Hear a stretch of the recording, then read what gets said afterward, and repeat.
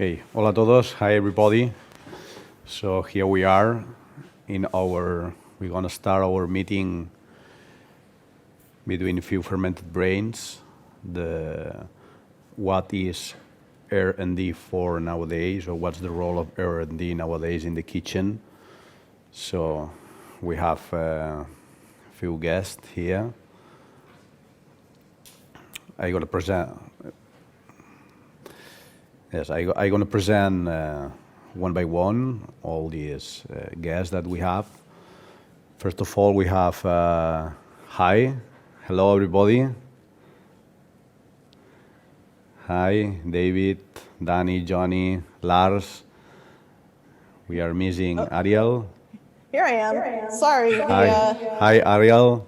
The Wi-Fi always ends. Okay, at the how worst you possible doing? time. Sorry. Okay, so let's go. I'm going to introduce you very briefly, okay, one by one. Lars, just a very briefly introduction. Cook turned boozer creator. Yes, he was the director of the Nordic Food Lab, now in the company Empirical Spirits, trying to encapsulate flavors of all over the world. Thank you for being here, sharing your time with us. Thank you, Lars. Johnny Drain, Dr. Drain, Walter White of Flavor, Ferments and Food Design, PhD in Science, Material Science, and just I want to highlight his work on the magazine Mold and in Silo. Thank you for being here.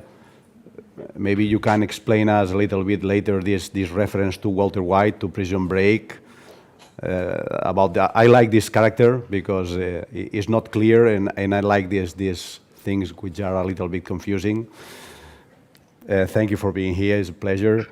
Ariel Johnson, scientist, author, PhD in flavor, molecules, R&D, food, cocktails. I'm amazed about your CV. You have been working as a resident scientist in Noma. You push all this fermentation, culture in the Noma. Researcher in math, MIT, and so on. Is amazing, impressive. Thank you for being here. We met very briefly a few years ago here in the IMASD when you bring the Fermentabot here. Yes. Nice Very to see you briefly. So it's a pleasure to have you here. Thank you so much. David Zilber, chef, fermenter, food scientist, now in CH Hansen, photographer, chief of the fermentation, head chef of the fermentation laboratory in Noma, co-author of the Noma Guide for fermentation. For me, one of the most useful books about fermentation nowadays for chef, an amazing reference. Thank you for being here. It's a big pleasure to meet you. I have been following your work for a long time. It's a pleasure to meet you. Yeah, thanks for having me. And finally, we have here Dani Lasa. And maybe you know that I use your short presentation from Instagram to present you. Dani is one of the rara avis without Instagram. He doesn't have Instagram, so I called him and can you define yourself just in a few words? And first of all, he told me that he is a chef and a world fair of gastronomic affairs, which I think is a very good definition. And he told me as well that he is a part-time cook, a drink maker, and a table business manager. So Dani has a long career as a head research and development head chef in Mugaritz. Now he's working in his company, Imago, different projects, and as well is the founder and director of Ama Brewery. Thank you for being here, Dani. It's a big pleasure. Thank you very much for having us. First of all, this is a round table, so I hope that you can jump into the conversation in any moment. I invite to you to do it. I will try to organize the thing a little bit, and I have different blogs. I have the blog of the guys from the Noma and the others, the scientists and the chefs. I have the guys who are producing drinks. So, well, in conclusion, I'm not a journalist, I'm not a TV host, I'm just a chef, so I will try to do my best just in order to enhance the conversation. So, let's go.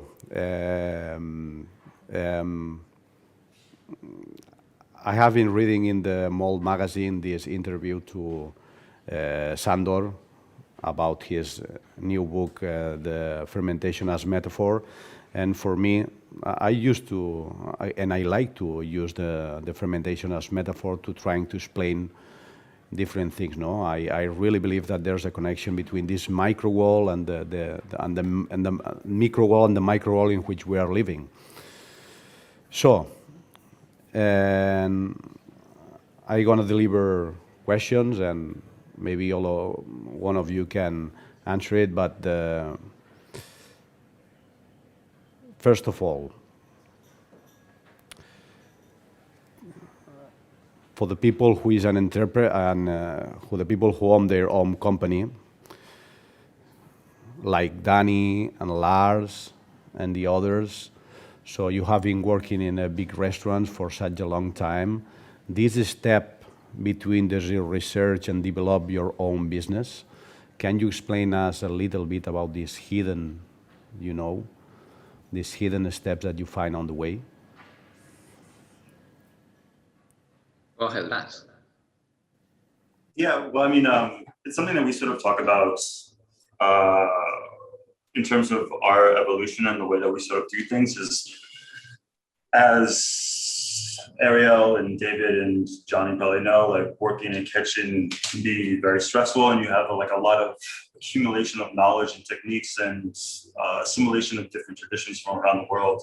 And one of the things that we are trying to do at Empirical is take that knowledge and the blood, sweat, and tears that we used to do for 100 hours a week and democratize that in a sense where it would be more accessible to a greater number of people than 50 lucky guests a day at a very high-end restaurant. And I mean, that goes to the basis of what food and beverages are for me, which is focuses around conviviality and the kind of using flavor to share ideas and experiences with each other. And I mean, for us, something that I extrapolated on my experience working in restaurants was the use of fermentation to kind of create these flavor experiences in a way that we weren't able to do by just mixing, product A with product B or adding chemical C to the mix. Like, you're working with a very complex natural machinery that allows you to really create a huge host of metabolites, flavors, which can't otherwise be created. Yeah, Well, okay, I think that I totally agree with Lars when he talks about the scale of your work. I think that since we have been involved in those projects on which, let's say, 50 lucky guests can enjoy your experience every day, and you are working hard for your research and development, and you are sometimes achieving good results, it's kind of, I don't know, you feel that your work could be spread for a longer amount of people. So I think that from one side, it was amazing to be part of a team where, in our case, almost 9-10 people were just focused on creating new things and creating the new season and the new offer we were offering every year. And that was very, I don't know, we used to enjoy it, but actually we were not serving but 15,000 people every year. And although we have done some trials in food business, it was very, very difficult to achieve good result since we were, let's say, restaurateurs. And I think it was a matter of, I don't know, I saw kind of an exhaustion in gastronomy when I finally decided to leave room for other people, because maybe the project needed other people.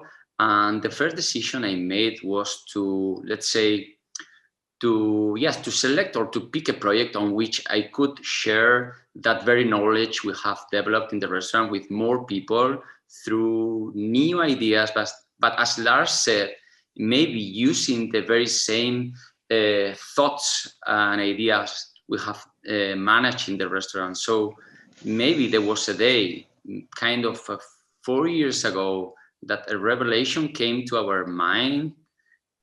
And let's say the very research we were using in the restaurant in our drinking pairings, like using lower alcohol drinks, we thought that could be a good opportunity to, let's say, begin with a new company. And I think that Lars can perfectly understand what's going on behind running a restaurant and what's going on behind running a company.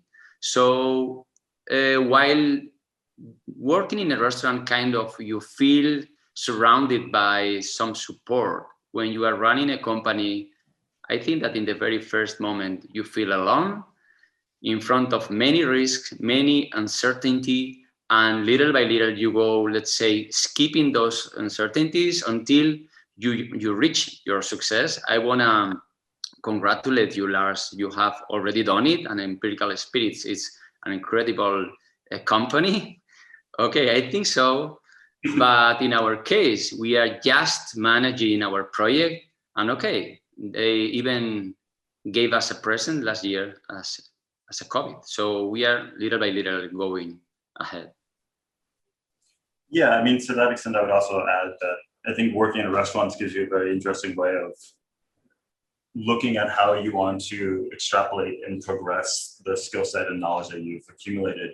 And I think Noma's, I mean, I don't know if it's unique, but it's a very interesting place in terms of the alumni who have come out of it. Like, for instance, our colleague, Dan Giusti, who now runs Brigade, is basically extrapolating his skill set, his knowledge about food to, better feed children in schools in the States. And I think that's a really excellent example of taking, and he and I have talked about, how could he add fermentation to basically increase the flavor potential of the foods that he's working with. How do you get something taste super delicious but not be high in empty calories or fats or sugars?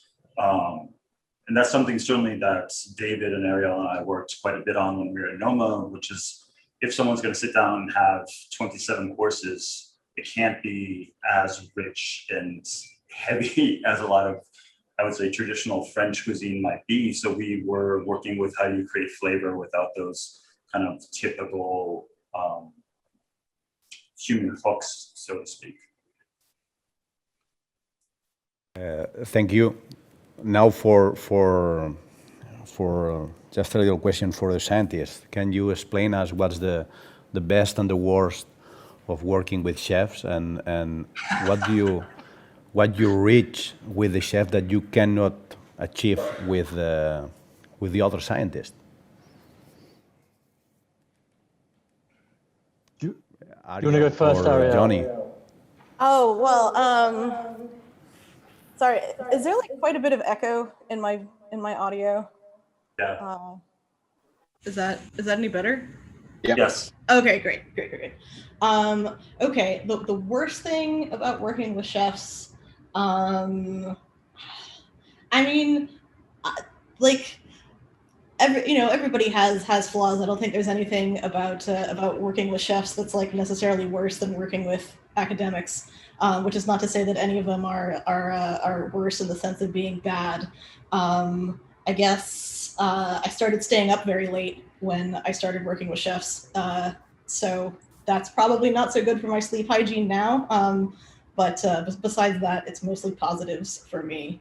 Yeah, and they will also save photos that you didn't know they took of you, flipping off the camera and then put it on Instagram. I mean, the best thing for me about you know, working with chefs, but also like food crafts people outside of academia is, I mean, this sounds very basic, but the sort of realm of knowledge that you're allowed to work in as a scientist is actually like pretty limited. You know, limited by what other people have done before and what's been sort of like formally validated.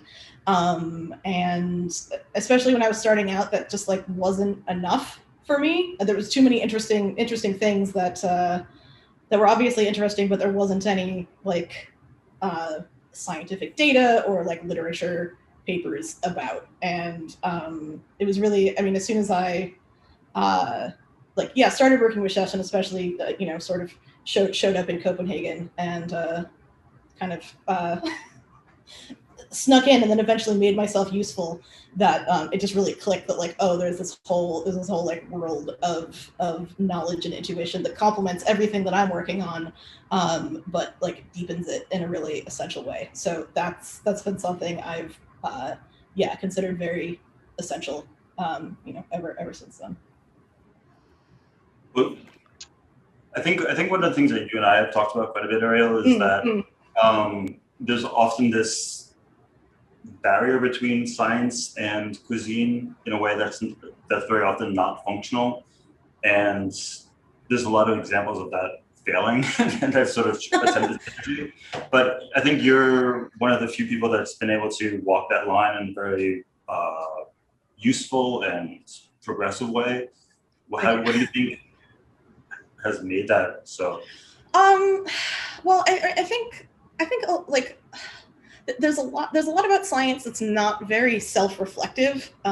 So, which is funny because, you know, the scientific method is supposed to be very like penetrating and analytical, and you know, teasing preconceived ideas apart and finding out what's really real.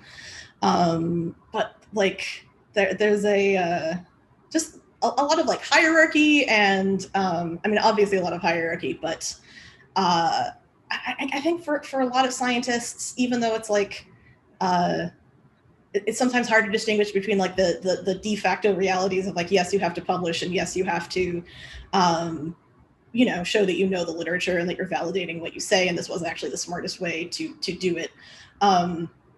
You know, those are the facts, but like that doesn't actually have to be like reality, like how you approach your work or how you feel about your work, even if it's like you know, how you have to show your work. So I mean, that's always, I don't know, I've always been, often to my detriment, not very good or understanding of like hierarchies in that way, or like just doing stuff because people say it's important without like telling you why it's important. I mean, so to me, like, I only really became a scientist because I was like really I mean, like the thing that I'm good at, I'm not like good at many things. I can't drive, and I'm sure there's other stuff anyone could chime in about, but I'm very good at absorbing knowledge and like dealing with concepts. So like, of course I would go to like the place where there's the most interesting knowledge that I wouldn't have access to otherwise. I guess like I feel pretty equivocal about the, sorry to get like academic, like the cultural capital or the social capital of like, well, you know, this is a prestigious institution, so we should take what they have to say more seriously. I mean, to me, like, you know, competence and intuition and knowledge is like the most interesting thing to me. So it's, I guess for me, it's almost like, well, how couldn't I like find a way to work with that? Yeah, Yeah, Dani, I think, yeah, I would say, I mean, there's definitely deeply entrenched hierarchies in both kitchens and academia, and I would say yes. you spend 5 or 10 years in either of those, you become somewhat institutionalized, which, you know, can be a good thing in the sense that you pick up these very strong habits that can be quite powerful, but there's lots of downsides to them. I definitely agree with what Ariel said. The route that you have towards your goals in academia is very, very carefully prescribed for you. And in contrast, I would say in kitchens, there's a lot of freedom and liberty to sort of, mess around a bit more. And that final product, obviously, you're always going to be serving something on a plate, probably food or drink, but it feels like there's a lot of freedom within that. I guess on a day-to-day basis, the biggest difference between the sort of chef mindset or bartender mindset and the scientist mindset is just what those constraints that dictate that sort of ebb and flow of your life are. In a science lab, you have more space and time. You're doing things, with maybe 20, repeating something 20 or so times, and in a kitchen, you simply have a lot less time, a lot less space. So you might do something once or twice. Obviously, high-end restaurants like Noma or Mugaritz or Mirazor, there's a lot more of that iterative process. But for most restaurants in most of the world, you do it once and hopefully you get it right. And if you fuck it up, then maybe, just maybe, you have the opportunity to do it again. So I'm right now I'm receiving some questions. So the people is very intrigued about all these tools that you have to create in order to develop, to control the fermentation, the climate control, the monitoring, and so on, the carpentry, the culinary experiments, the controlled fermentation, and so on. I think it's very interesting, but for me, the question is, with all this custom-built machinery, develop of hybrid fermentations and so on, the control of temperature, all the tools that we have, what is a craftsman in the 21st century? So sometimes it seems that to be a craftsman is somebody that doesn't use a thermometer to control something, to cook a steak or to ferment something. So when you start using technology, it seems that you are not a craftsman anymore. So what is a craftsman for you nowadays? I would tend to disagree with that, because I think that for all of us, ultimately the test would be a spoon test, and I feel very strongly that that's the most important tool that you have when dealing with food or beverages. And you can have stuff like this, and in the end, it doesn't really matter if it doesn't taste delicious. So that kind of craftsmanship is, I think, kind of, especially goes hand in hand in fermentation, where you have slightly different results from every different batch because you're dealing with a living organism. But the craftsmanship is in the ability to taste and kind of reproduce as you were cooking and seasoning. Because if you're using Henrietta's lovely teas for your kombucha, and she's using very small batch farmers, so each box of tea that you're likely to get is going to taste slightly different than your craftsmanship, Dani, that allows some sort of consistency and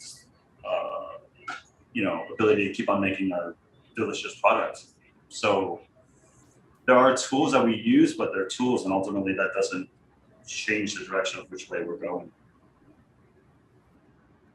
Yeah, I think that's the point, to use the tools that you have right now just in order to develop your work with a great consistency. Dani, sorry. No, sorry, Ariel was beginning. Oh, well, I mean, the question immediately, makes me think of like the craftsmanship. I mean, as Lars wanted to much more articulately, I think it's much more about like approach and values. I mean, if only because humans have always used technology to like alter and prepare their food. In some ways, like using fire for cooking was quite possibly the first form of technology. You use that all, and also the thing that, if you believe Richard Wrangham, like allowed us to become humans, because like getting calories better out of food. So with a kind of like broader perspective, any intervention you make in cooking is really technological. So I think where it comes in from being craftsman-like or artistic versus like like flashy or stupid. Has to do with like your knowledge of how the tools work and like what you're trying to accomplish with them. And yeah, your like the sort of like base of like palette and intuition and skills that you're building the use of tools off of, on top of. Yeah, I think Yeah, that.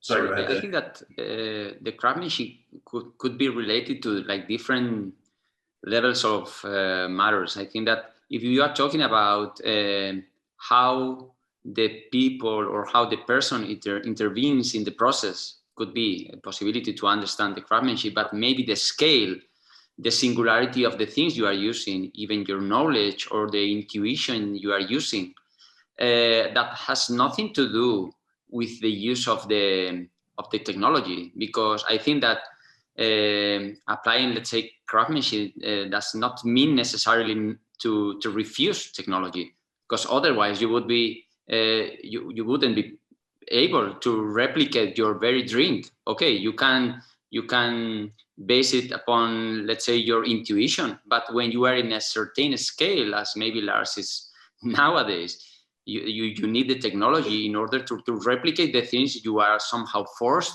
to give to the customers without losing the craftsmanship or artisanry. That has nothing to do.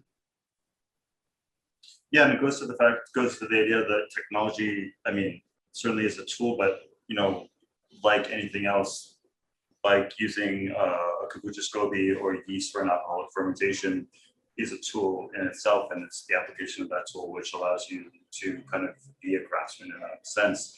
I mean, the only issue with technology, and Ariel, you kind of touched on this in that great paper you sent to me, should actually put in the show notes. This kind of conflict between, or perceived conflict between, technology and modernity, and sense of terroir and traditionalism in cuisine. And I think one of the questions that we face as we do want to scale certain products, or as we move into the future, is like, how can we actually use technology as a tool to emphasize the sense of terroir and locality? Because I mean, globalism has its very good points, but the thing for me about traveling is to go to San Sebastian or go to Tokyo and have something that's completely unique to that place. And I think technology often infringes on the sense that like everything must be the same in some sense, as opposed to the idea of like traditionalism in cuisine, which is like reactive against that idea. So here you say the word, which is terroir, for me is very interesting and very important, because I think that the right expression of the people, the expression of the technique, the expression of the land, at least, no, and you can identify something through the terroir. So that there's a very famous paper, right, for Dan Felder and David Chang about the microbiological terroir, and I think through fermentation you can speak about identity. When we hear that history is that people carrying on all the ferments from one country to another, the immigrants just trying to keep his identity. So here we have people, like Lars or David from Canada or the United States, working in Copenhagen with ferments from Japan and so on. This is the new identity in the 21st century, this blend of things. How can you express this terroir through this match of things? I think some of this idea of craftsmanship actually kind of boils down simply to intention. If you look at, say, what the process that Empirical Spirits is using, probably not hugely different from what, let's say, Heineken are using, but perhaps most people wouldn't describe a Heineken lager as a craft product, but they definitely would describe Empirical as a craft product. So I think some of it's just about what your intention as the as the creator or the maker is, and perhaps, to a degree, what sort of stories, narratives you're trying to tell with that particular product. So I think if you're making something, whatever it is, and you want to describe yourself as a craft person, then I think it's a lot to do with intention. And if you choose to do that, then you're eligible to do so. I think I'll just chime in here. I think that's like a really good delineation of the idea of like the craft cachet as it's marketed or as people, like Johnny said, intend to position themselves. But ultimately, I think, and this has been touched on in some way or another by what everyone said, I think craftsmanship is about predictive power. I think that's all it comes down to. I think that if you look at Jiro in Tokyo, and if you say, well, there's an example of a craftsman, he knows how the rice is going to turn out every time. That's become a part. That is that muscle memory. That is an ingrained neural pathway. Like there's no, like it has become so much a form of habit for him that he knows it cannot go wrong. He can make it be the way he envisions it in his mind. And if he uses, one of those small wooden bowls to fan his rice, that's technology. If Lars uses vacuum distillers, that's technology. If I'm a Christian Hansen and I'm like, hey, can we get this lactic acid bacteria to like hit pH 4.3 in, this delta T, and I have to go talk to someone with a colony picker and whatever, that's technology. But ultimately, it's about knowing what you're working with is going to do in advance of that. And I think it's, yeah. Oh, I was sorry. I was just going to build on what you were saying. It sounds like pattern recognition versus like straight data analysis. If we're going to try to make it even pithier, but I like your point. Yeah. But it touches exactly on what Lars says. It's like about the spoon test. It doesn't matter what tools you have at your disposal. If you can make it taste that good, then that's what that is. And traditionally, I mean, of course, we've seen the exponential curve of technological advancement and growth over the past 100 years. Like we're dealing with different species of technology today than our great-great-grandparents did. But all that's changed is the amount of time that you have to master a craft, to the amount of time you have to do it. These pathways of material interaction and creation, whether it's food or carpentry, fermentation, So yeah, that's what it is to me. Yes, I'm receiving some questions through my phone, so I'm going crazy a little bit. Well, yes, one more question, just about microorganisms and fermentation. Maybe everybody knows the movie Matrix when the Agent Smith defined the human beings as a virus. People that grows and finish all the resources and so on. No, maybe we are more like bacteria. It seems that we have been in latence for a long time, and then we have exponential growth during the 20th century because we discover a few things, and maybe we are reaching this plateau in our growth, or maybe we are arriving to the death phase. What do you think? Go ahead, David. Life is life. Life is life. The more you study this, and the more you study fermentation, it's like you could say that we're a virus. They all operate on the same fundamental principles. I mean, the underlying mechanisms that drive the coronavirus to insert itself into our cells and hijack our ribosomes and replicate itself. The same thing we do when we like mine the planet for fossil fuels so that we can expend energy faster, so that we can spread faster, so we can heat our homes in above the Arctic Circle. Like no matter what organism you're talking about, they all follow the same beats.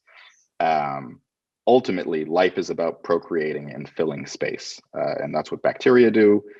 That's what humans do, and there are, of course, boundary conditions to how flexible an environment can be. But when I see colony forming units on a package of lactic acid bacteria or yeast and things like that, like it's no different from tracking the growth of human populations or cities like London or Dubai or what have you. It's all just different scales. I think that it's the attempt to try and understand something about ourselves by using these. I don't mean this pejoratively, but like these cliched kind of analogies. I think that's human beings trying to divide something into boxes that won't. Human microbiome research is enlightening us to our total dependence on these organisms, and ultimately life just compounds on itself. It like folds in on itself like a puff pastry almost, and each folding increases the complexity exponentially, as you said. And to me, that's what that is. I mean, I guess something I immediately am thinking of, although I don't really agree with the general analogy or like the strong phrasing, the weak case, possibly the general case, no, that it's humanity is a virus. But like even, I mean, like a successful virus isn't so good at killing its host that it like deprives itself of its food or its resources. So like, even pejoratively, humanity being like a virus is, a virus does rely on maintaining some level of its host and resources. And like not to like get too deep into the like modernity, sort of historical philosophical discussion. I mean, I would say the stuff that humans do that makes people say that they're like a virus is either like a fairly modern phenomenon, or some might say colonialist, or like perhaps you could go back to like the world's like earliest states around the rise of like grain agriculture. All of that could be has been extractive, but that is like what, like maybe 5% of human history. So like humans general adaptability to different sources of food and land landscapes, and inventing, making, and using tools has definitely enabled that. But I think it's definitely a mindset or a set of priorities or like anxieties that pushes people to like use those things in a more like extractive virus-like way. I don't necessarily think that that's inevitable, because there are like populations around the world that have been really good at like stewarding their environments and their like ecological systems in a way that's not heading towards collapse in a way that perhaps we are now, or certainly we are now if we don't change what we're doing. Yeah, I think that sort of that trend towards collapse is the failure to understand, or I guess David was saying, trying to put things in boxes. And so we have, I'm going to get a lot of hate mail for this, but people who are vegetarians, because cows and cute animals look cute, and we can kind of empathize with them on a closer scale than we can with squid, spiders, bacteria, et cetera, et cetera. But if you don't value like plant life as much as you value cute little furry animals, then you're going to throw the whole ecological system out of balance. And also not understanding the fact that, we have more bacterial cells in our bodies than we have human cells in our bodies. And something like serotonin, which you think of as this innately human molecule, which kind of creates and affects our behavior, is actually produced by bacteria in your gut and only just transmitted by your vagus nerve up to your brain. So it's trying to put things into these neat little boxes and saying this has more value than this is causing complete collapse. I think there's also a sort of perennial habit of humans, if you look at, throughout the ages of humans, comparing themselves and modeling the rest of the world that they see around them on the latest piece of technology. So if you look at the late 19th century, early 20th century, in lots of fields of science, then everyone was comparing everything to a steam engine, you know, the way the brain functioned or the way the body functioned. So I think possibly drawing that analogy with us being like viruses or bacteria or any other microbe is possibly a symptom of that as well. Although, of course, that, you know, the other panelists have pointed out, there are places where it is a valid case to make.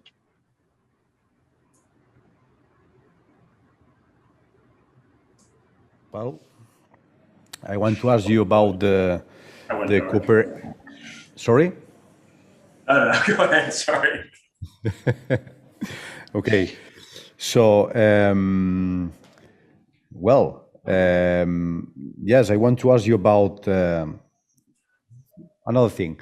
I saw that both of you are speaking about design and food design and so on. Can you explain us a little bit more deeply about this idea of design and how you apply that on fermentation? How you understand by food design?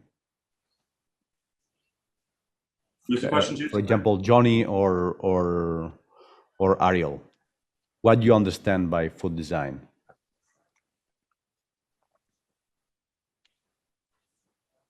I can go.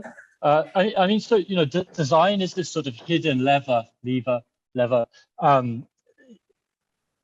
in much of the world around us, and you know, perhaps the average person on the street doesn't really think about the design decisions that went into this chair or you know, this bottle of water. But at some point, most of the stuff that's been made by human beings, or pretty much everything, has had various design decisions with various degrees of care or non-care made about them, and dictate their form and dictate their function.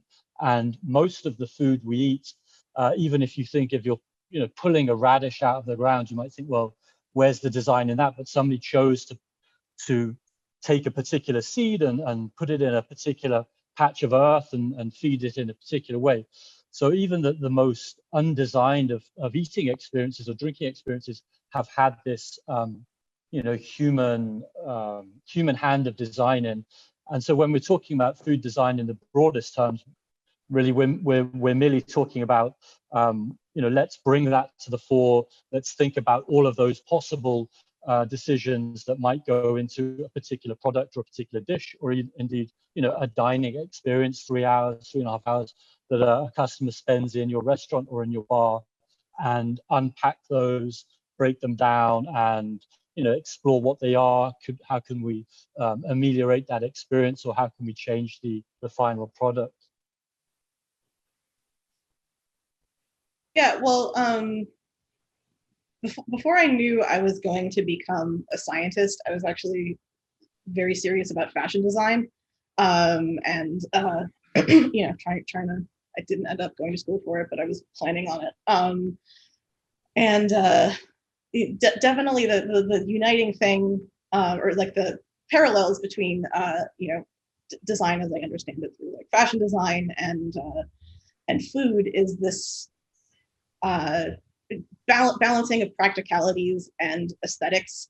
You know, so you can make food that's not nourishing at all, or, you know, like has no calories or whatever, that's purely an aesthetic experience. And you can make, you know, clothing that doesn't actually like cover the body in any functional way. But like, I think the most interesting like iterations of that are in yeah, balancing both of those, like making an aesthetic decision, but it's not pure, well, for one definition of pure art that doesn't have to serve any functional purpose. I mean, I think with food specifically, there's you know, there's different media and different like senses that we designed for. I mean, you know, lots of design is for like visual sense.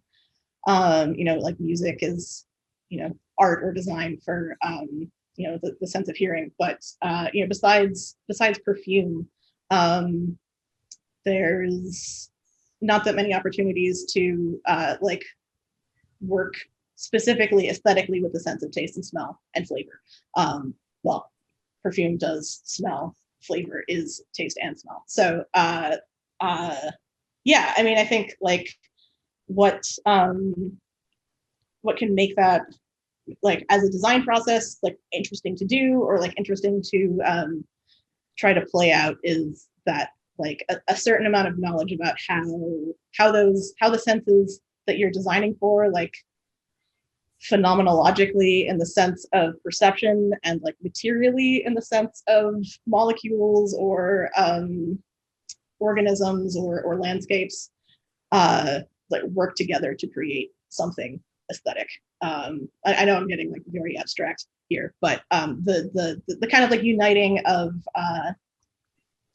those very different ways of looking at the same thing, I think, is what can make a design process exciting. I mean, because a flavor is always a flavor, but are you, flavor in a dish, are you looking at it as like the purely aesthetic experience of being a diner? Are you, and there's been some more work on this in dining, looking at the diner's mindset, like how they actually process that sensory information. And I think where like contemporary R&D has been a bit more like design thinking is engaging deeply with the material and biological and other processes that actually like create the stimulus for things like flavor. So there's and this is something that was like very exciting to me the first time I started working with Noma, is for a process like fermentation, or making piso, for example.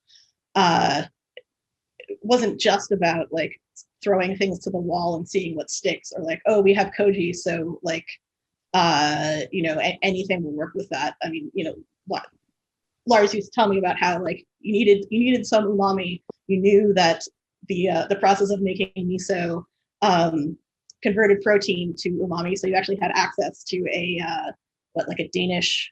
the Danish USDA, not the USDA, the Danish like food database, and found this yellow pea variety that was really high in protein. So like that engagement directly with the like processes that form flavor, I think is very like, or the best version of a like food design process to me. If you have any thoughts about that, about this design issue, here we have a question. Design is morally consistent. How would you approach flavor consistency through wild fermentation? Flavor consistency through wild fermentation. Here is the question.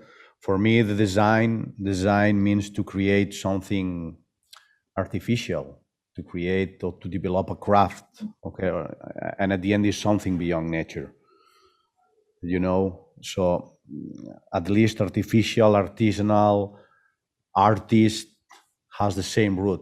Everything comes from the same, from the same root. It's very important. For me, the question is, in R&D, when we design flavors, when we use microorganisms or fermentation to design new things, we are trying to go beyond nature all the time. I mean, I think it's just important to point out that human beings have designed nature in way. The apple that I eat, or the spear of broccoli, has had many design decisions of human beings over hundreds, thousands of years that have gone into it to render it, a jazz apple or a spear of purple sprouting broccoli. We're very bad, when I say we, I mean humans, at see it or thinking that we're seeing something that in quote marks is natural, and actually it's been shaped by human beings over many thousands of years. Yeah, I think any type of wild fermentation is actually like relatively controllable in terms of having like some kind of consistency. I mean, even something like sourdough, where often a baker will create their own levain, like that's a wild fermentation, has like a general sense of consistency. Where you look like a beer producer like Cantillon, which does completely open wild fermentation, they're quite consistent with the style of beer and product that they make. And it's more about kind of controlling the parameters that you have control of to kind of create a little bit of structure around this natural process that's going to happen. Okay, so we are almost finishing our time. Just to finish, one question about cooperation and competence. Okay, I have, a few time ago, this idea of cooperation about, something more different that I have right now. I hear that the most developed form of cooperation is competence. Okay, so we need competence in R&D in order to go beyond, in order to push. I think one of the core competencies of like R&D doesn't exist in a vacuum. It has to serve some purpose, like it has to be for something. Yeah, like absolutely. as we talk, it has to be useful. Yeah, exactly. Like you can't just go looking for stuff just to do busy work. Like the knowledge creation works up to a point, but it has to feed into something real. And I think one of the biggest, most important forms of really hardcore research, especially as it pertains to restaurants, is like, what's this going to be used for? Like, why are we setting out on this path? Like, if we find something unexpected, will it? Of course, there's going to be value judgments, but you have to be open to the idea of discoveries. You have to be open in to change and into respecting that this work is still work, even if you get 90 wrong answers for one right one. To me, that's the best form of cooperation, when the larger system that R&D process sits within is receptive to what it finds.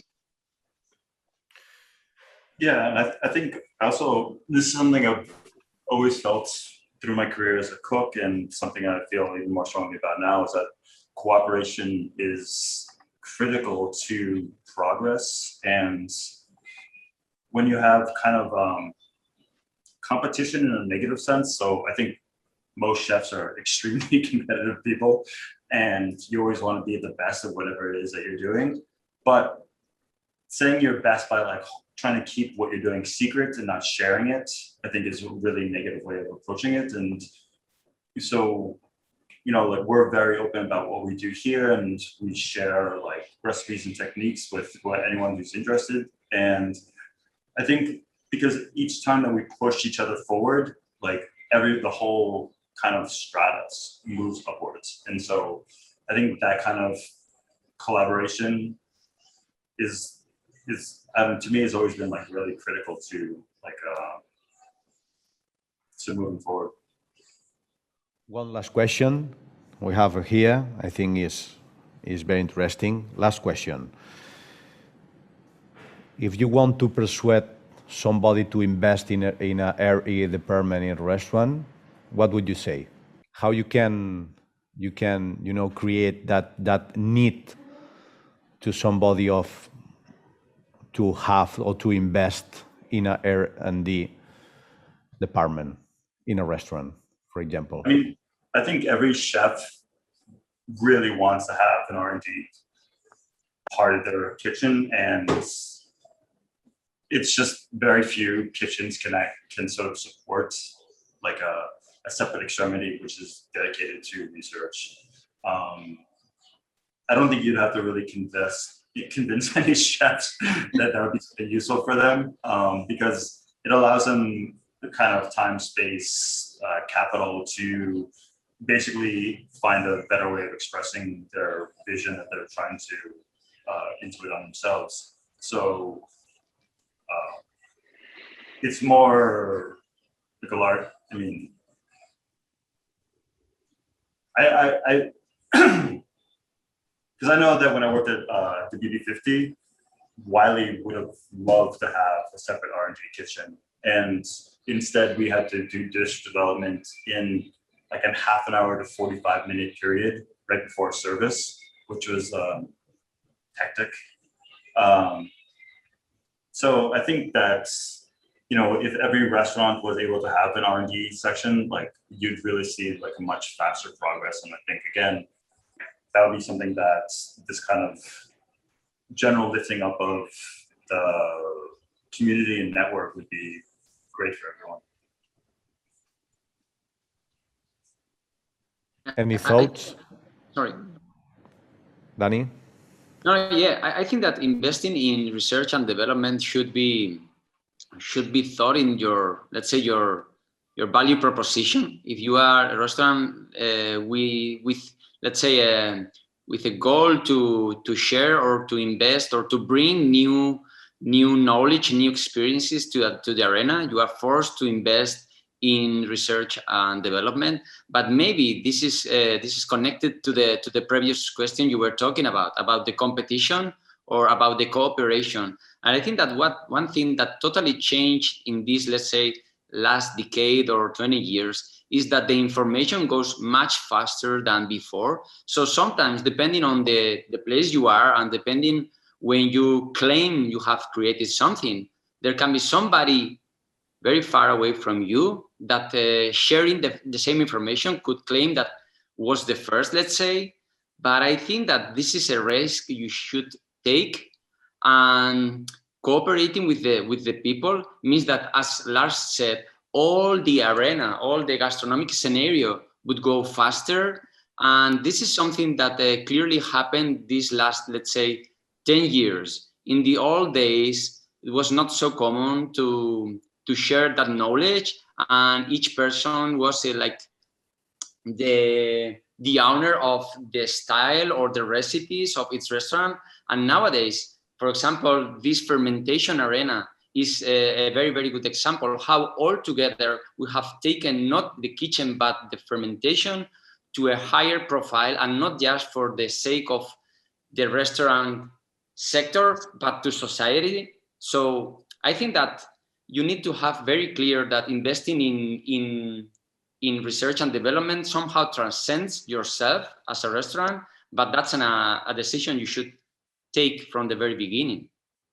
Any other thoughts about it, about this issue? No? Well, I mean, I see in the chat Ananda. Hi Ananda. Shout out.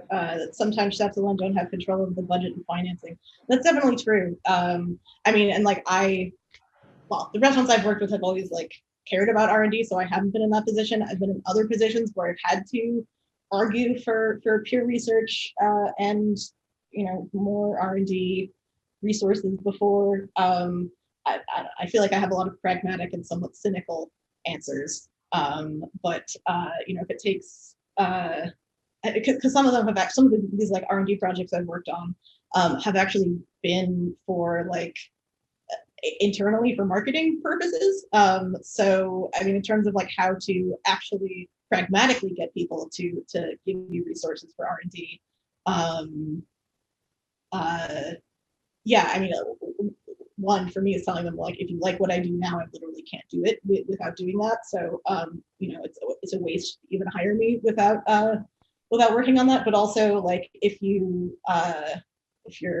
money person or your marketing department want to like have cool things that are real to say about the project that you're working on, then like you can't just do the same thing. You have to work on innovation and research and development. So I mean, some of that's probably just me taking a long time to figure out how to talk to normal humans and what they want, but for the less lofty side, although I do feel very idealistic about it. I have had to learn some more pragmatic methods or tricks to actually fit it into projects. Or like, I mean, and this is something we, even though we had resources at Noma, just like do it as cheaply as possible. Like whatever resources you have, just figure out how to do it. I mean, that's even something that like in a purely research context, I had to do in grad school a lot. We just had like the equipment that we had was what we had, and you could either like figure out a way to make it work or find someone to give you more funding, which wasn't going to happen. So I think yeah, I mean, and I think a lot of the people that are interested in doing an R&D now are used to having to be scrappy that way, which is kind of like exciting. So that's my Yes. I would just agree with what with what Ariel said, I think, you can do R&D on a very shoestring budget. It's not about whiz bang equipment, although that can help depending on what sort of questions you want to answer or what outcomes you want. But it's more about that time and that space, and not having to squeeze something in a little cupboard or in 45-minute slot before service. So I think that you need to ask yourself why do we want this facility? What are the outcomes that we want? And then probably you could make it work with whatever budget you have. It's more about the time and the space, and having people dedicated to thinking about and working on about those questions, I think, is most important. I want to say that the time is the most expensive thing, always. That's why the investment in R&D sometimes is so hard, because the time is, you can buy a tool, okay, you have a cost, but the time of the people who is working and thinking and trying and failing is the most important thing you have, always, in a company. Yes, I have a lot of questions from the people who is watching us, but our time is over. I cannot, manage this. ¿Cómo? ¿Más? ¿Sí? Well, I have questions here. Let's go.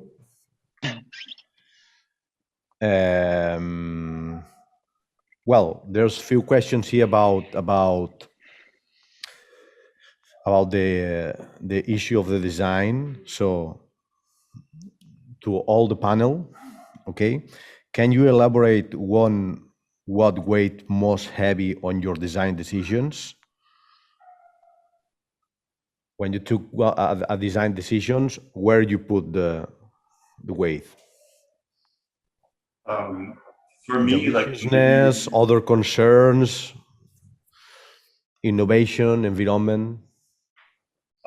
For us in Empirical, when we are thinking about design and about a potential product, what we're most often trying to do is create like a sense memory of a particular moment, and that's often a memory I've had that I'm trying to recreate and allow someone else to experience through a product. So whether that's like the very first beer we did was Douglas fir, because it was just kind of like, for me, like the walk through the woods just north of Copenhagen and being able to kind of encapsulate that and send it to my sister in Brooklyn, or whether it's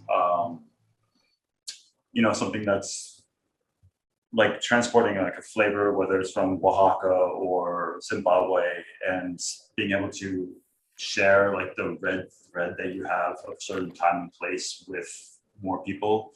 For me, like that, creating that sense memory is often, or the most critical thing that we sort of think about when we're designing products. Most good design is about balance to a greater extent, and you might have one criterion that's poking out above the others, but if you pursue deliciousness at the expense of cost, then you're not going to get very far, because very few people are going to be able to afford to consume whatever it is you've made. So I would say in good design, there's always a healthy dose of pragmatism. I totally agree.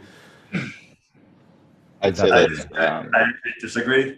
We tend to make things as hard as humanly possible for ourselves here.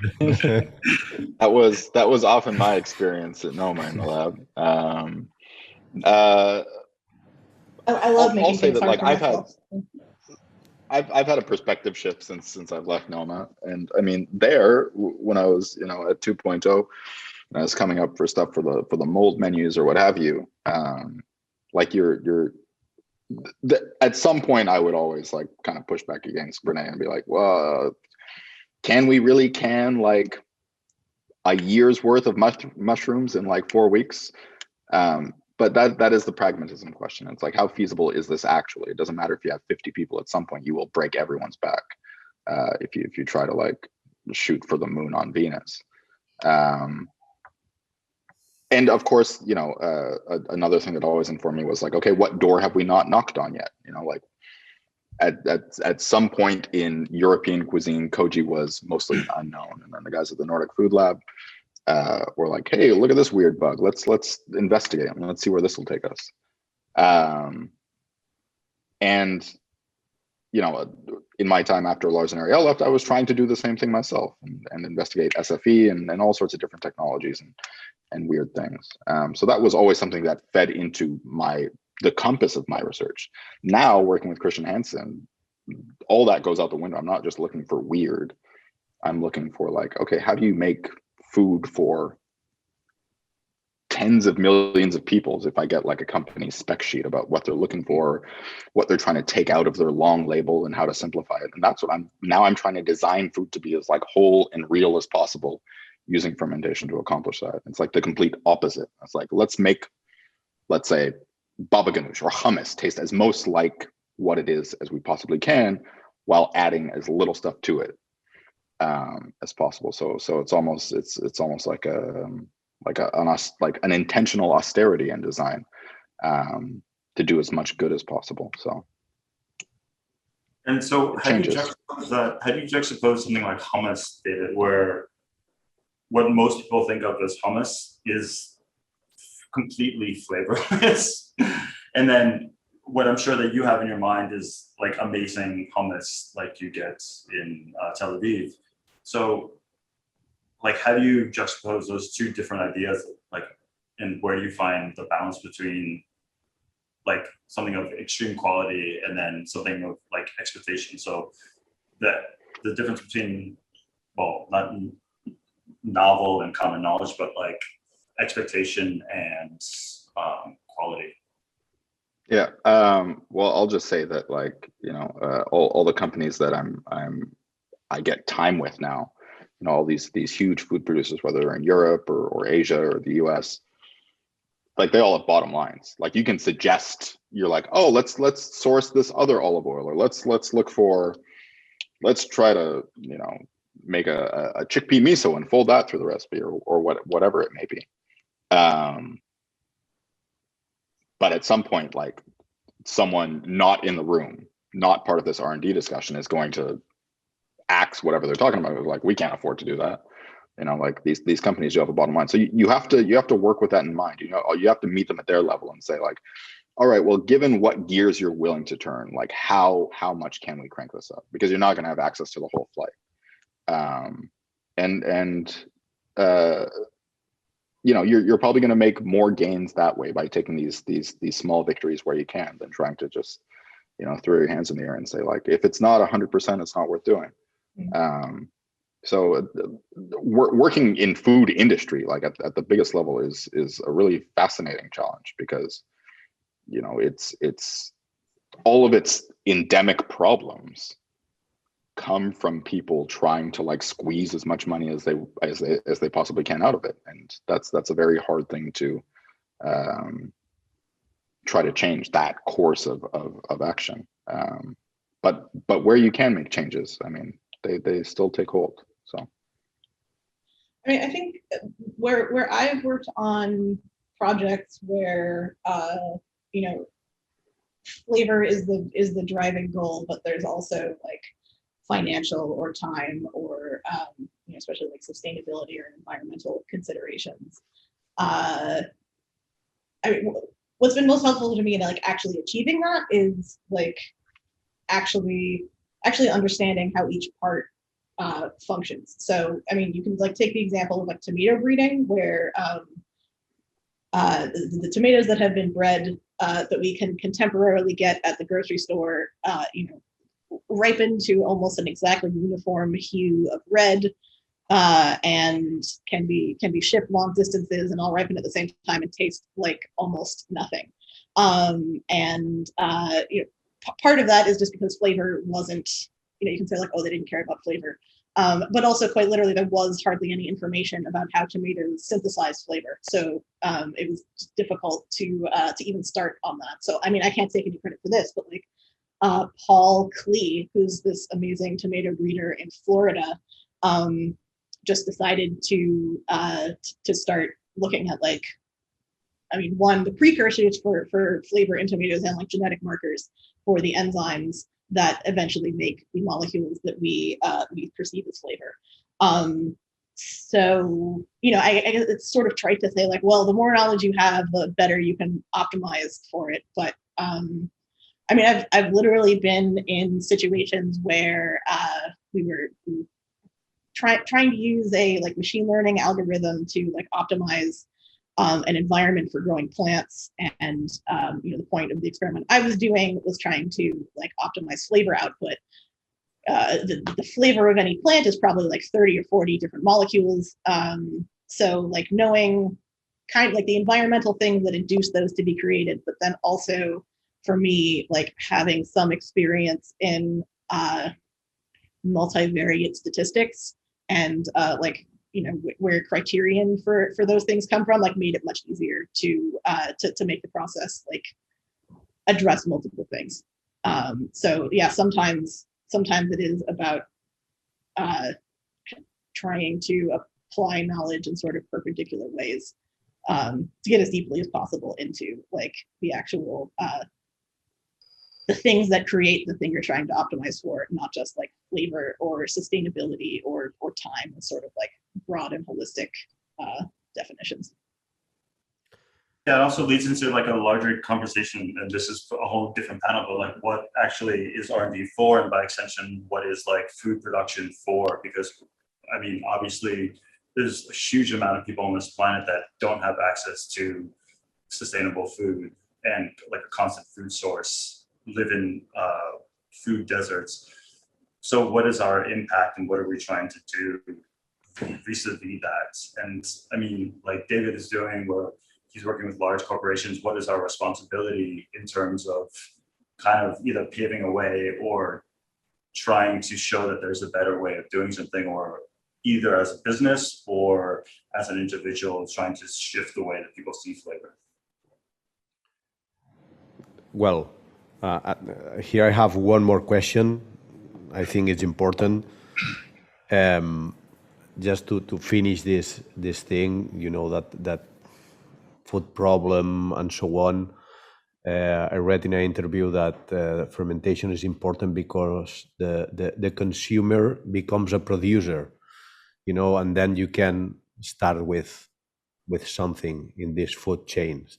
But the question here is about vocabulary. There's somebody that asking to all the panel that craftsmanship, terroir, artisanal, exploring the moment, and so on. These guys say that we are using these terms all the time, and maybe these terms are using the meaning, And the question is, how do the panel go about maintaining the authenticity behind the vocabulary they use to describe their products?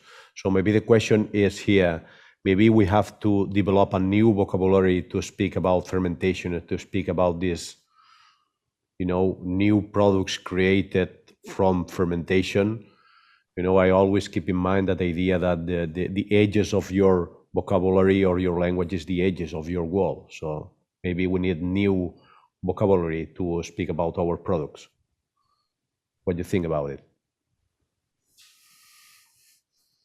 Yeah, I mean, I think the vocabulary is a very interesting challenge, and something that there's not a great vocabulary for describing food or flavors or even the experience of flavors. And that's something that's always been a challenge, and something we used to joke at Noma quite a bit, that coming up with a name was the hardest thing. And then it's something that we still continue with at Empirical, where you kind of invent something, which probably someone's been doing for thousands of years. But, if you have a slightly different spin on it, then you have to come up with some sort of different vernacular for describing the process, or conglomeration of different traditions and processes. But for sure, like the change of vernacular will be useful, especially in fermentation, where it's even more of a nascent kind of. I think like when you see a sector or an industry or any practice body of knowledge kind of shift gears and come up with like new lexicons, some part of me is always a little bit hesitant to take it at face value. I think a lot of it sometimes is used as a way of othering, you know, the rest of the masses and differentiating as if there was some form of reinvention. Even the idea of like a startup company today, I mean, that was a way of a couple clever people in California trying to say like, hey, we're entrepreneurs and we're starting a new business that had some form of new cachet that attracted, you know, the venture capital and made them seem larger than life. And now startup is just what you call a new company. So the times change with the language that we use. I'm a big fan of like Steven Pinker and the way that he talks about language. And in one of his books, he says, you can't perceive something until you have the right metaphor to describe it. And I think that's ultimately what it is. I think that it's best to, I mean, in our circles, in the world of fine dining, we can come up with all the cool names for amino sauces and new misos and extracts and essences as we want, but it is a very small cachet. And when you get into the real world, I mean, the amount of times where I've spoken to a large public group of like families, and you know, it's like to even say a volatile acid, and you lose people. So it's always best to, in my opinion, meet people where they are, and that doesn't always necessarily require new words be invented. Sometimes it just requires new ways of looking at old things. You know, like I'm a steadfast believer in that. Like, if you can't describe something to a 6-year-old and have them understand it, at least at some base level, then you haven't really understood it yourself. And to do that, you're not going to need to invent a new vocabulary, a new lexicon. There's other ways to communicate. Yeah, I've definitely experienced something similar. Excuse me, as I've sort of accidentally moved more into like communications and public education. Well, I mean, and it's something that already was like useful, but also irritated some of my coworkers, where I'd like constantly go into very deep and literal explanations of every single thing. But yeah, I mean, I think like reducing ideas to like shorter words or shorter concepts obviously has its uses, but I mean, I always try to push for like a more literal and complex understanding of things beyond just like a word. And you know, some of the stuff I do writing for Good Eats, you know, you might have like 25 seconds of airtime to explain like what titratable acidity is and why you should care about it in the context of cold brew. And it is possible to do it. But yeah, I mean, I think people, if you show them why like knowing a little bit makes their experience better, whether that's like the experience of the process of making something or of like consuming it, then you know there is a certain amount of complexity you can get people to embrace at any given like interaction or exchange of information. Actually, Ariel, are you talking about the vernacular flavor in your new book that's coming out? Yeah, I am. Well, thanks. Yeah, Flavorama. A lot. Yes, I am talking about flavor. The vernacular of flavor. I mean, it immediately makes me think of there's this really great paper where one section header is humans are extremely good at distinguishing smells, and the second header is humans are extremely bad at naming smells. And, you know, flavor is mostly smell. Yeah, I mean, there's lots of approaches to naming flavors. I mean, I think, I mean, like wine and coffee are, especially wine, like excellent examples. You know, there's words that, you know, people use that mean specific things, and like, you know, it takes a certain amount of like exposure or trying things out to be able to catch what they mean. I mean, when I started wine tasting at like 22, I couldn't pick out oak for like the first 3 months. I just like couldn't sense it.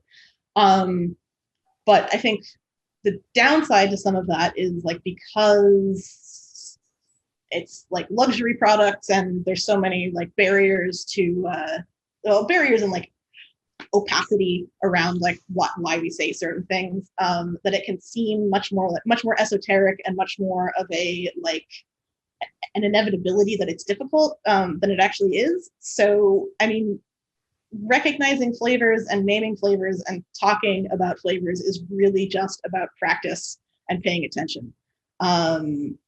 So you know, that's something that like for various reasons in, you know, contemporary, at least American society, I think it varies like where you are in Europe, we just like don't place a lot of importance on. So like, since we don't place a lot of importance on it, there's not a lot of like vocabulary around it.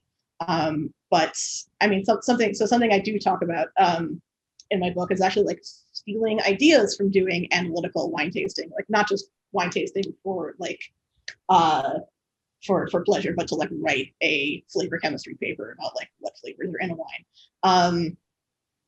If you get some people together and ask them to smell the wines and tell you what they taste and smell, and they say grassy or leather, you then have to go and get some grass and make them sniff it and say, like, is this what you mean when you say grassy? Or like if they say raspberry, maybe you get like a frozen raspberry, a fresh raspberry, and raspberry jam. And then you find out that it's actually like a raspberry jam aroma. So like the yeah, I mean, the vocabulary that we have, the concepts of flavor that we have are all based on experience. So the more that you can take advantage of like tying thinking specifically about words to real experiences, the easier it becomes to have those discussions.